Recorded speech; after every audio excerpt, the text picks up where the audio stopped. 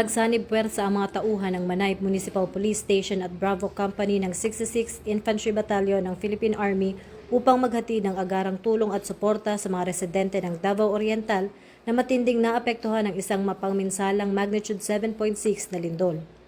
Ang operasyon ay isinagawa bilang tugon sa matinding pangangailangan ng mga biktima na nawala ng tirahan at kabuhayan.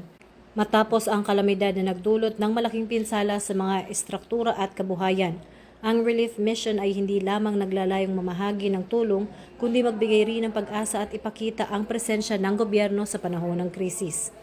Ang matagumpay na relief mission na ito ay isang malinaw na halimbawa ng pagiging handa ng PNP at AFP na maglingkod sa taong bayan hindi lamang sa usapin ng seguridad at kapayapaan, kundi maging sa panahon ng matitinding kalamidad.